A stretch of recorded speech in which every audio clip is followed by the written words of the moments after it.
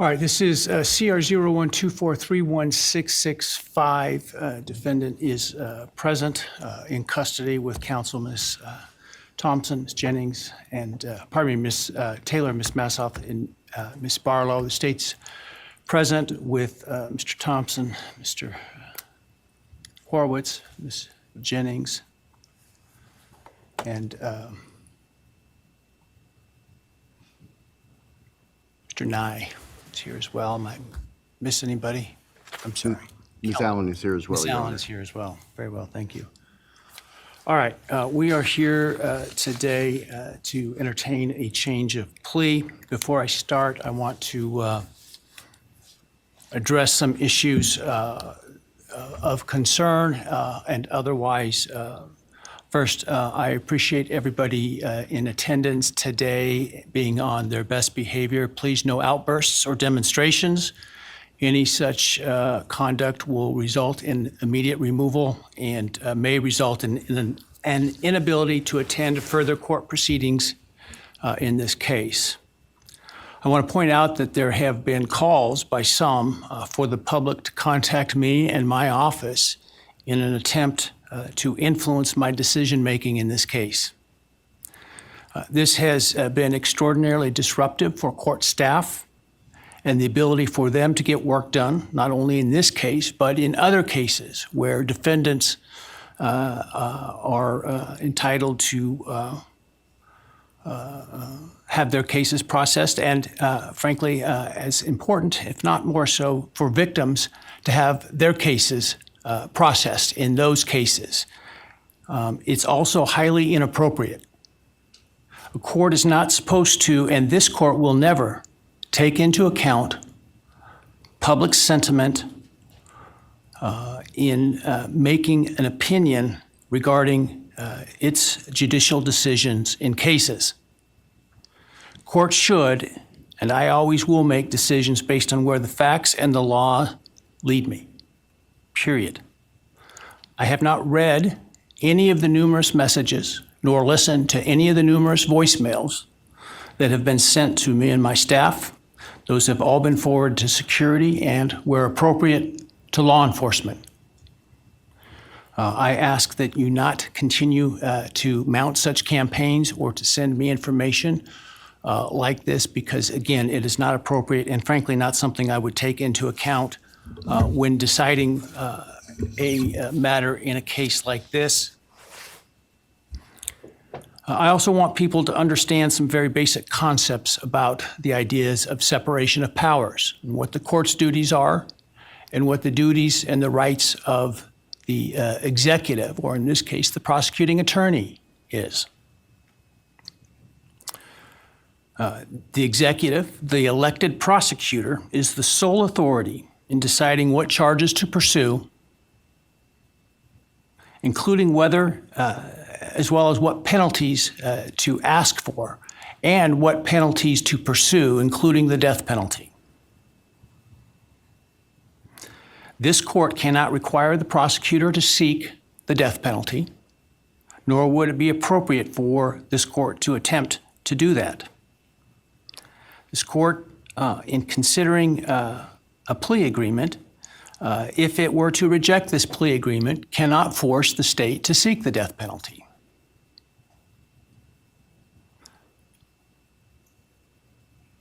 My role and power in considering a plea agreement is extremely limited.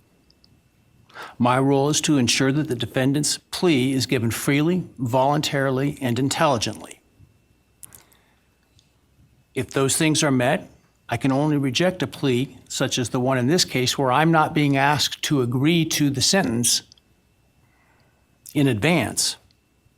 I can only reject it, for example, if the defendant does not meet or admit to all of the elements of the crime. That is, I can ensure what is called a factual basis to the plea.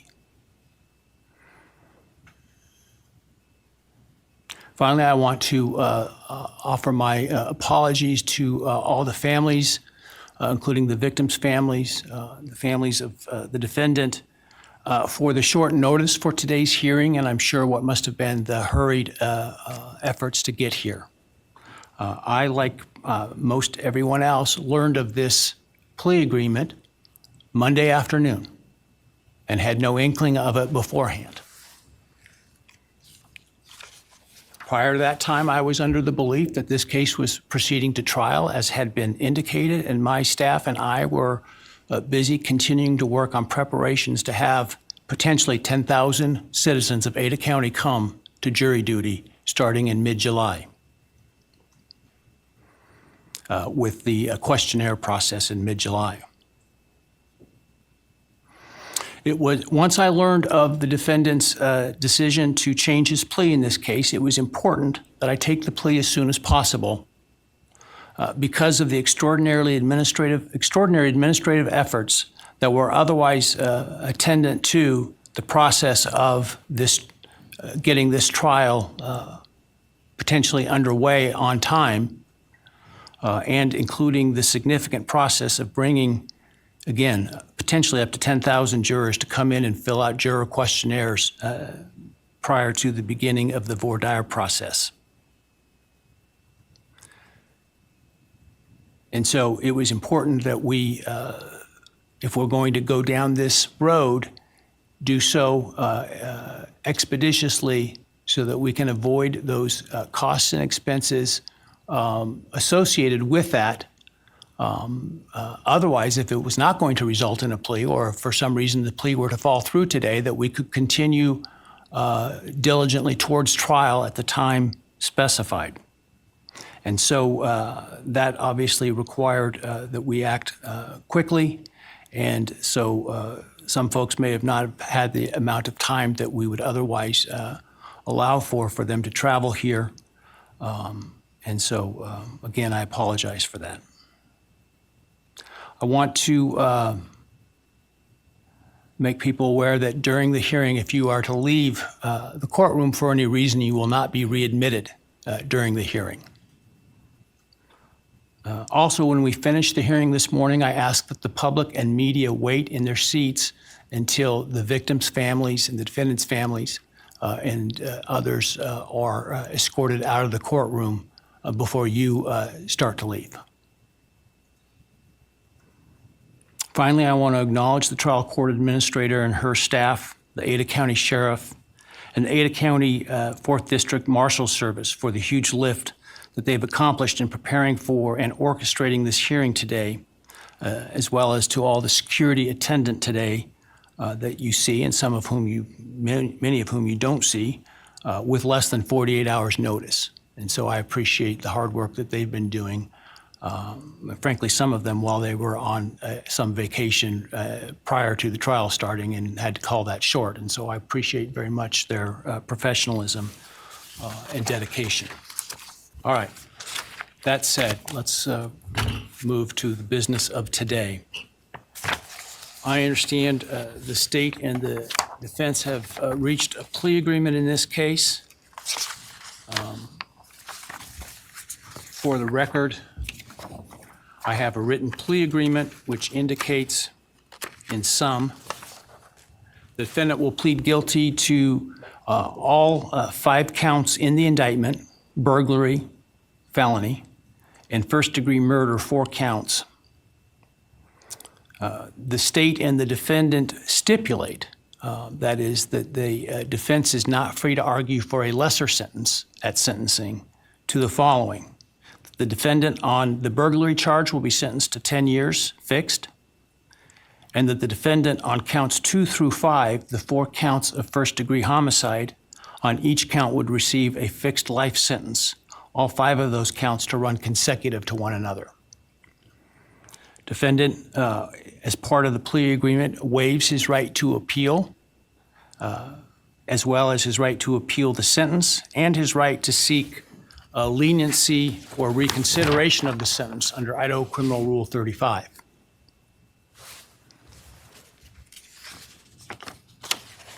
This is not a Rule 11 agreement, meaning the court is not bound by the plea agreement and could impose a different lawful sentence at sentencing. The stipulated agreement between the parties is the maximum on each count, so theoretically the only thing the court could do would be a lesser sentence at sentencing. but the defendant is not free to ask the court to do so under the plea agreement. Are there any other material terms of the plea agreement that the parties would like to make? Obviously, the plea agreement, the written plea agreement will speak for itself and be part of the court record. Not from the state, Your Honor. Thank you. No, Your Honor. Thank you. All right, very well.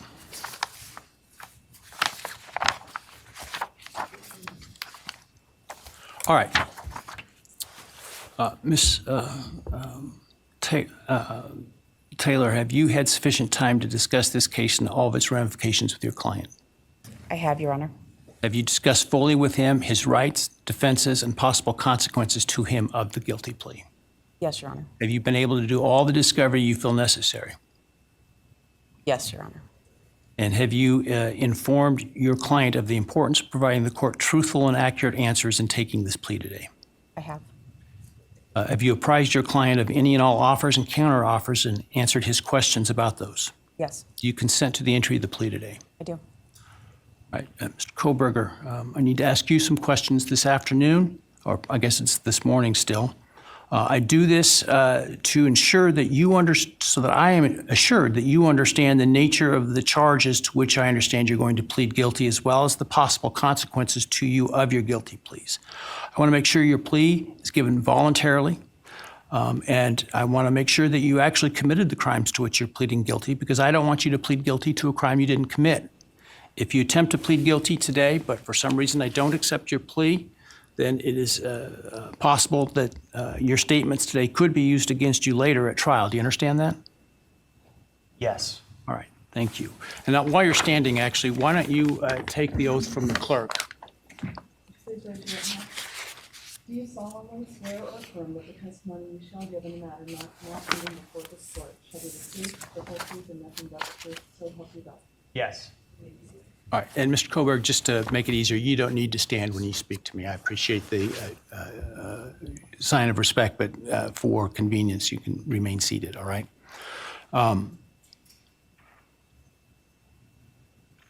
Before I start asking you questions today, have you consumed substantive questions? Let me ask you, have you consumed any alcohol, drug, or other intoxicating substance that would impair your ability to understand or exercise reasonable judgment? No. You feel like you are thinking clearly today? Yes. All right, I want you to understand what the possible penalties are for each of the crimes to which I understand you're going to offer a guilty plea today. They include, on count one, the burglary, a fine of up to $50,000 and a period of incarceration of up to 10 years in the state penitentiary. You may be required to pay restitution to any victims of the crime. Count 2, 3, 4, and 5 for first-degree murder. The consequences include a fine of up to $50,000, a period of incarceration of life imprisonment, which is a requirement of a sentence, that it be a life sentence with a mandatory minimum sentence of at least 10 years on each of those counts. In addition, you would be potentially responsible for a fine of up to $5,000 to each of the victims of your crime, to be enforced in the form of a civil judgment, to operate as additional punishment. This is in excess of any restitution or fines that the court could order. And again, you may be required to pay restitution to the victims of the crime. You would be required to provide, as to counts 1, 2, 3, 4, and 5, a DNA sample and a right thumbprint impression, and potentially pay for analysis of those samples. You would lose any right to possess, purchase, or carry a firearm, the right to serve on jury duty, the right to hold public office, and the right to vote. Do you understand the charges and all those possible consequences? Yes.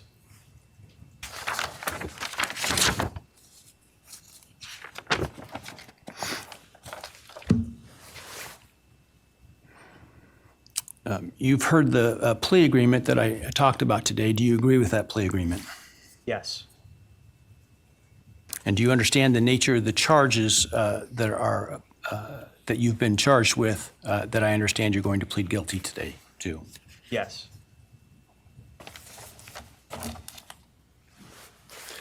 As I indicated, I'm not bound by the plea agreement, but the plea agreement is for the maximum on each count. Do you understand that I'm not bound by the plea agreement? Yes. Has anyone promised you that I would be lenient or easy on you if you pled guilty? No.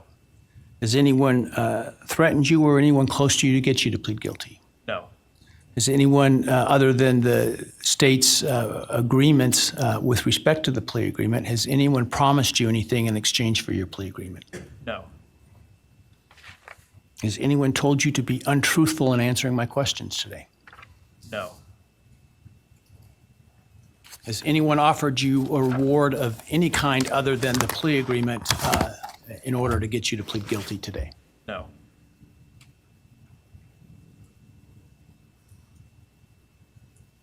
Are you pleading guilty because you are guilty?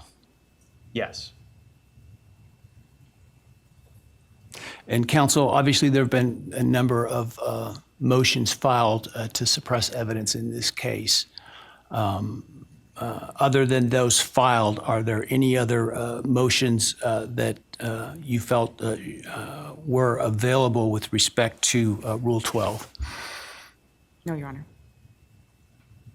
And Mr. Kohberger, you understand that by entering the guilty plea in this case, you would be giving up your right to appeal any decision this court made, as well as your sentence. Yes.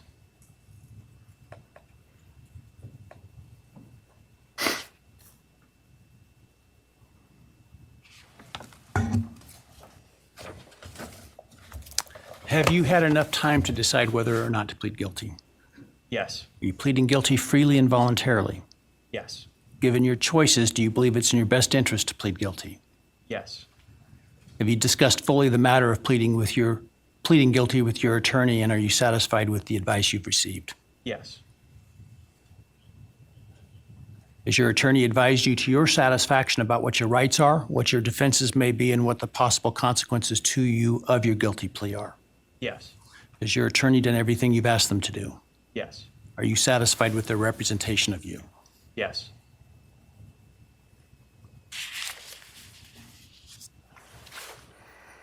I have received a written guilty plea advisory questionnaire that is purported to be filled out by you. Did you fill that document out? Yes. Did you understand the questions that you answered in this document? Yes. And are the answers that are outlined in this document your answers? Yes. Are those answers truthful? Yes. Did you sign the document? Yes.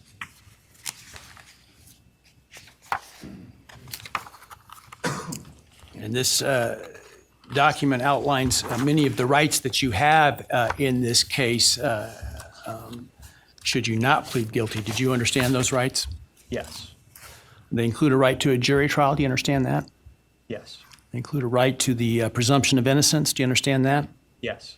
They have the right to require the state to prove your guilt as to each element beyond a reasonable doubt. Do you understand that? Yes. They include a right to confront your accusers and cross-examine witnesses presented by the state, including by utilizing the subpoena power of the court to accomplish that. Do you understand that? Yes. You understand you would have a privilege against self-incrimination and a right to remain silent, meaning you would not be compelled to testify if you did not wish to, had you not pled guilty. Yes. You understand you're giving up that privilege and those rights that I've just outlined by pleading guilty. Yes. All right, I want you to understand what the state would have had to have proven at trial had you, to the crimes that you're pleading guilty to, had you, if you didn't plead guilty. Let me find the document. Hang on a second here. All right.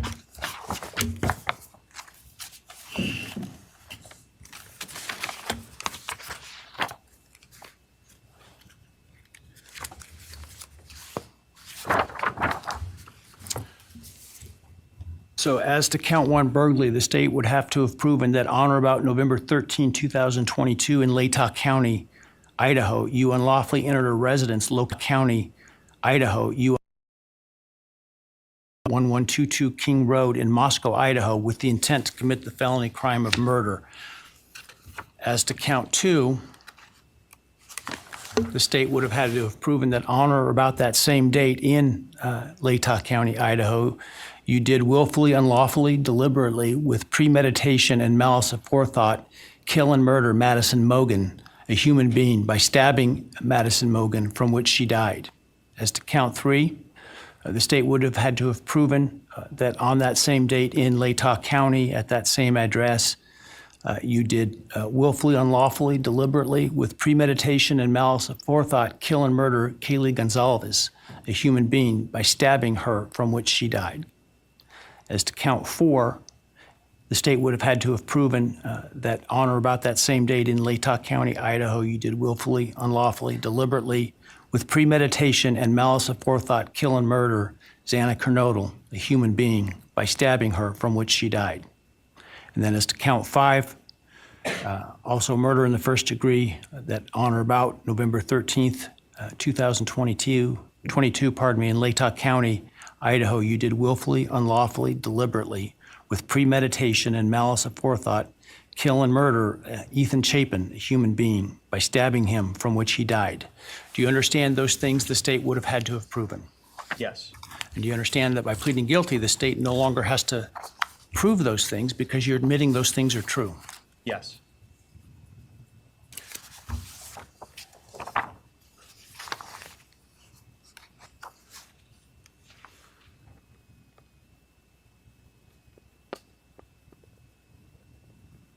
I want to also make, for the record, the defendant has provided with the guilty plea advisory form a document entitled Written Factual Basis that purports to have the defendant's signature dated 1 July 2025. Did you sign that document? Yes. And did you agree with the written factual basis that is included there? Yes.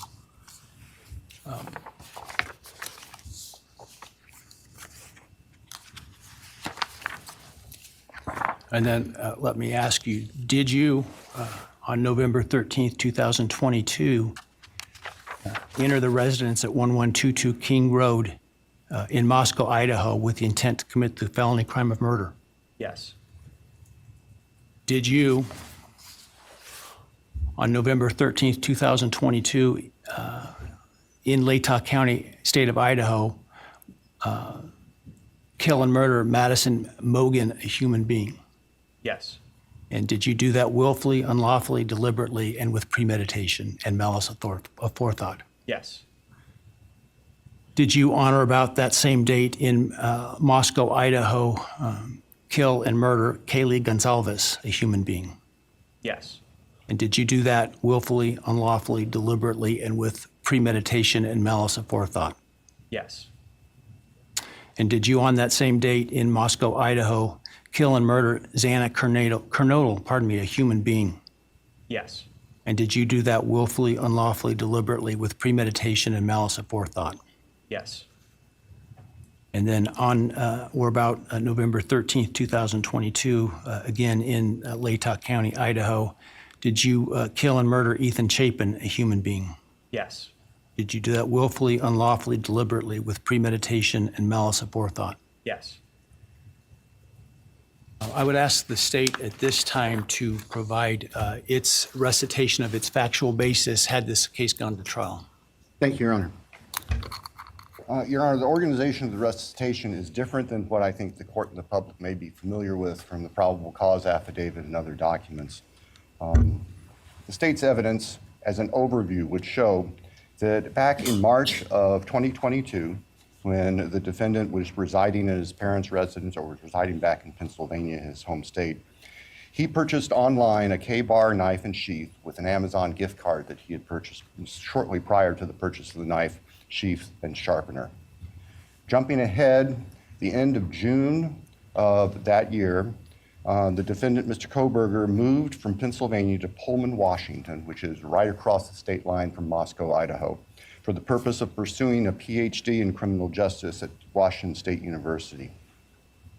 The state's evidence would indicate that beginning July 9th of 2022, Mr. Kohberger's phone began connecting to a cell tower that serves the area of the 1122 King Road residence in Moscow, Idaho. Now, I will acknowledge for the court and all present that there are many residences in that area. It's a dense population of mostly college-related occupants. Between July 9th of 2022 and November 7th, the defendant's phone connected to that particular tower during late night, early morning hours, 10 p.m. to 4 a.m., on approximately 23 times. Now, I will acknowledge also, we do not have evidence that the defendant had direct contact with 1122 or with residents of 1122, but we can put his phone in that area on those times. In the interim, on August 22nd of 2022, Lake Tahoe County Sheriff's Deputy Darren Duke conducted a traffic stop in the early morning hour or late evening hours, about 11 p.m. On the west side of Moscow, on the Moscow-Pullman Road. This was a traffic stop of Mr. Kohberger's car, which turned out to be a 2015 white Hyundai Elantra with Pennsylvania plates. During the course of the traffic stop, Deputy Duke was able to obtain Mr. Kohberger's name, Bryan Kohberger, his phone number, and his address, which at that point was an apartment address in Pullman. We then move to the early morning hours of November 13th, 2022. The state's evidence would show that early morning hours on that day, Mr. Kohberger's phone left his Pullman residence, which is an apartment in kind of the central northwest part of Pullman. That phone was then subsequently turned off at approximately 2:54 a.m. and remained off until approximately 4:48 a.m. on Sunday, the 13th of November.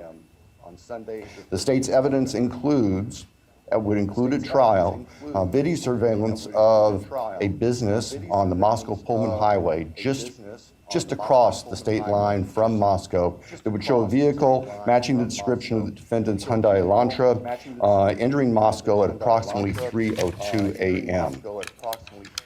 Compiled surveillance that the investigators put together from businesses and residents then show the defendant's car, the white Elantra, as I've described, circling the 1122 King Road area, that neighborhood, starting around 3:30 or so in the morning.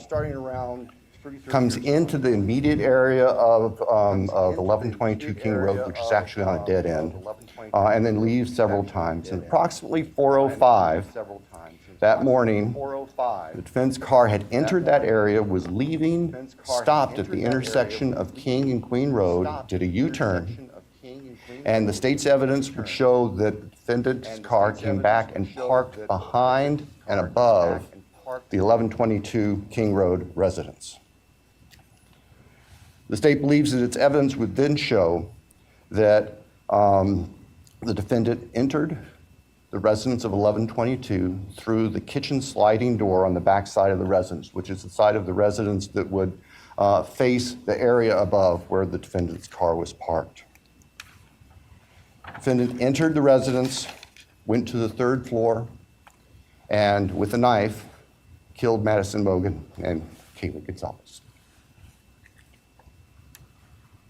The defendant, as he left that room, for whatever reason, ended up leaving, or the sheath for a K-bar knife was left on the bed next to Madison Mogan's body. And I can jump ahead. That sheath was tested by the Idaho State Police Forensic Lab, and single source male DNA was found on the snap of that sheath, as well as blood from both Kaylee and Madison and other trace evidence. But it's important to note single source male DNA was on the snap of that sheath. The state's evidence would show that Xana Knodel, still awake at this time, in fact, had taken a DoorDash order not long before this started. Her room was not on the third floor, it was on the second floor on the west side. As the defendant was either coming down the stairs or leaving, he encountered Xana, and he ended up killing her, also with a large knife. Ethan Chapin, Xana's boyfriend, was asleep in their bedroom, in her bedroom, and the defendant killed him as well with a large fixed blade knife. Each victim suffered multiple wounds. I will state for the record that there is no evidence there was any sexual component or sexual assault on any of the victims. I want to make that clear so there's no speculation. There were 2 other roommates in the house, and they were already asleep. During the course of this, one of those roommates awoke, looked out her door not knowing what was going on, and saw the defendant, who was dressed in black with a black balaclava on, holding some sort of container in his hand. And she saw him leave the house through the direction of the kitchen where that sliding door is that I mentioned before. At approximately 4:20 that morning, so this would have been 15 minutes or so later, the defendant's car is seen on a surveillance camera for 1112 King Road, which is immediately next door to the west of 1122, leaving the area at a high rate of speed. And if the court were to see that, or anybody in this courtroom were to see that, you can see the car almost loses control as it makes the corner, heads north, and then turns to go south on Walenta, which is one of the only ways to get out of that part of town.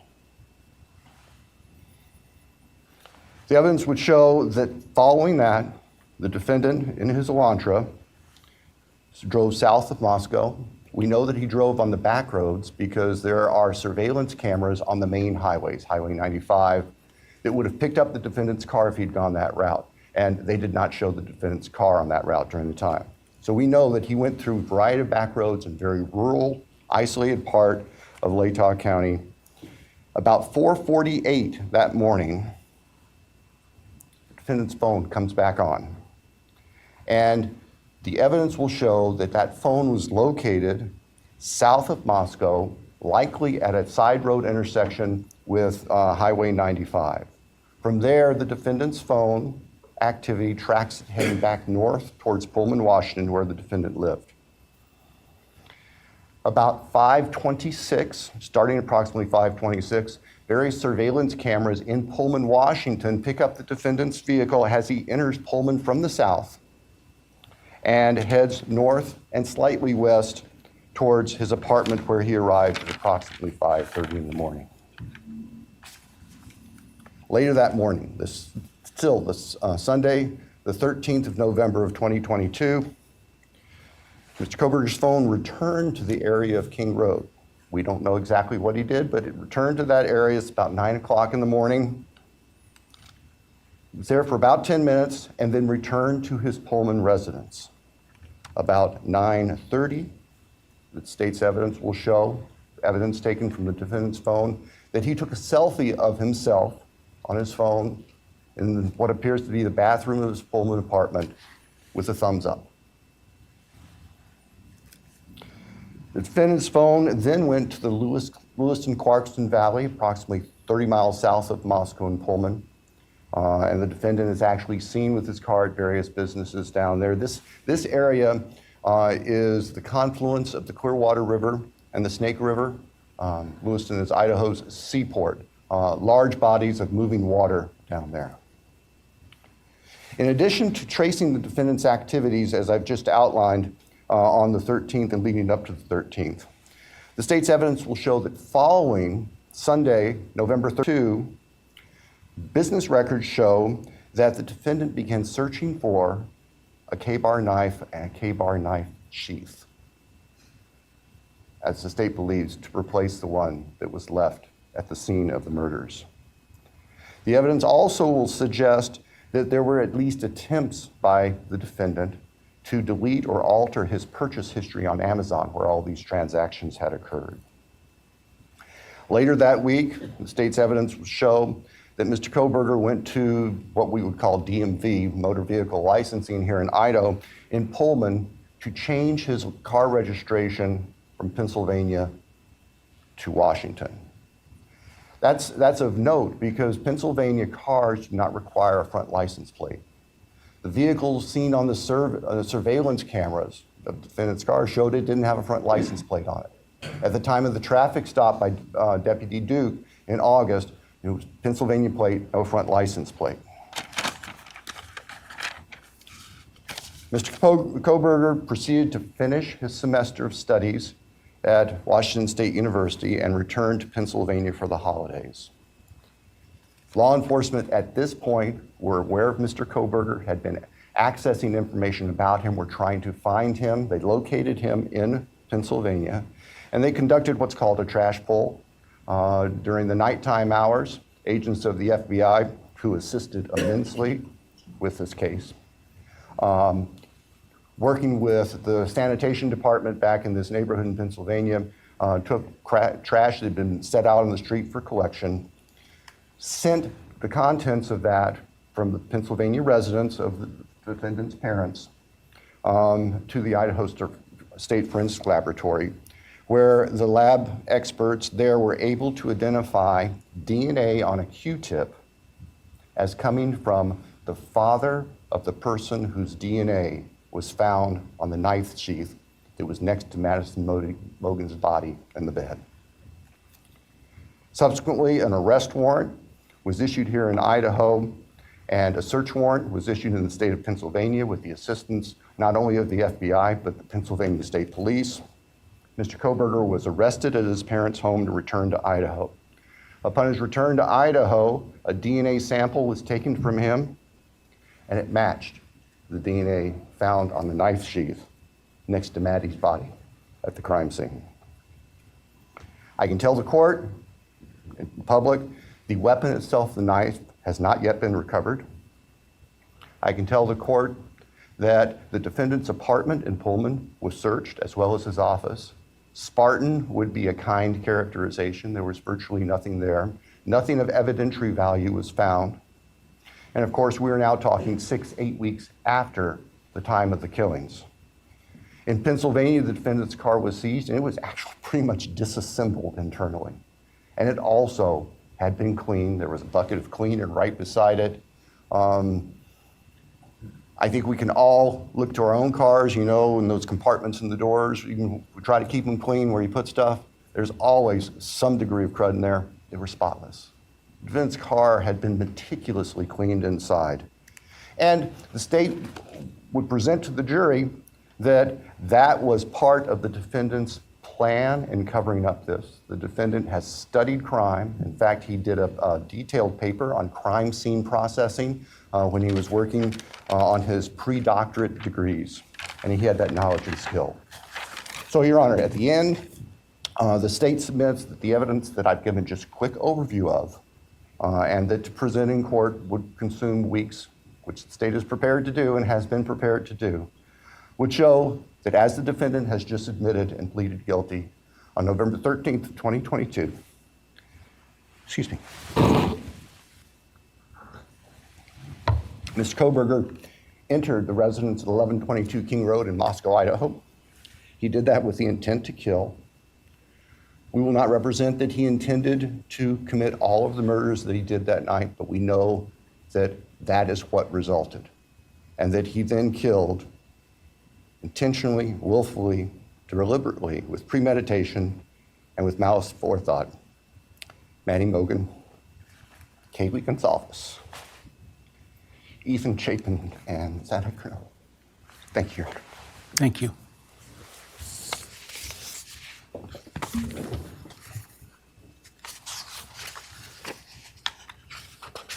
All right, based on the state's proffer and importantly, based upon defendant's explicit admission to committing these crimes, the court finds there is a factual basis.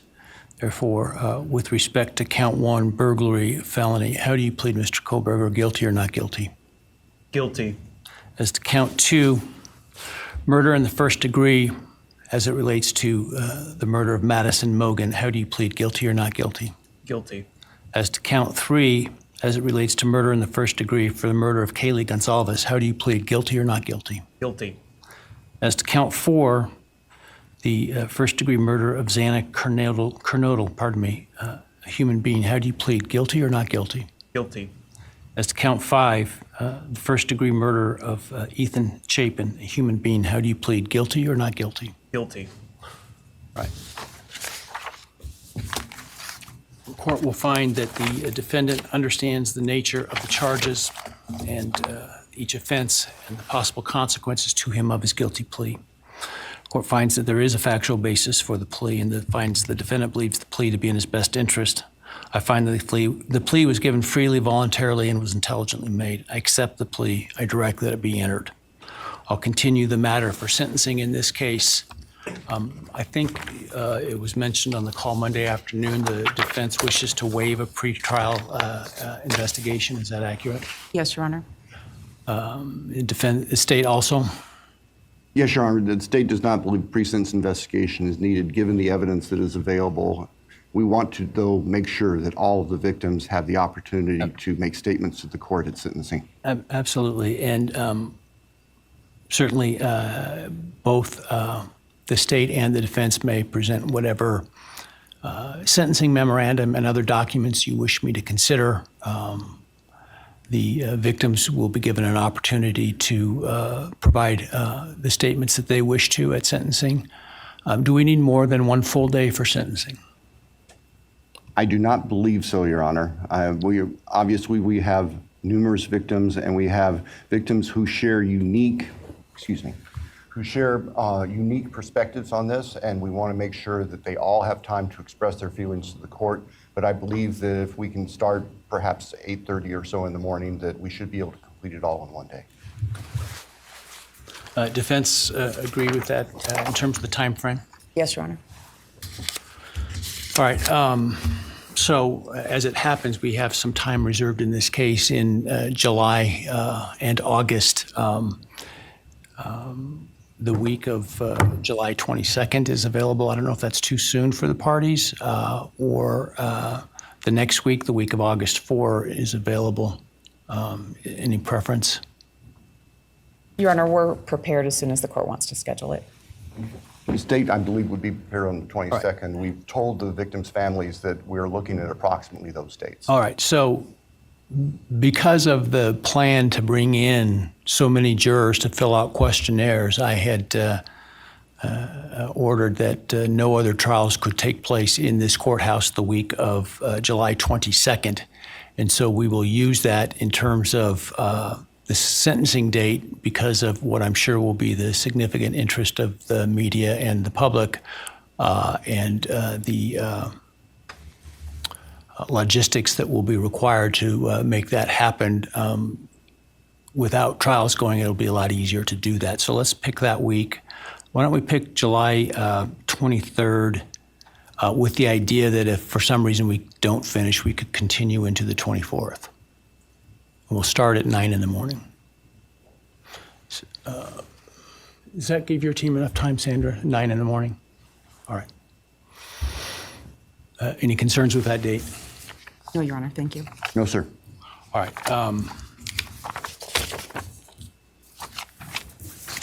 Any reason why I should not rescind the non-dissemination order at this time? You're right.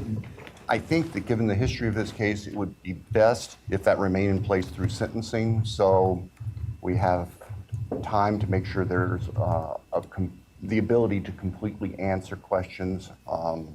That would be the state's preference and recommendation. We'd have no objection for the order to remain in place through sentencing. All right. I will, at this point, the idea to keep it until sentencing, which time it would be withdrawn in order to give the parties the space and time to prepare to meet what I'm sure will be the deluge of media requests. That's at least my preliminary decision at this point.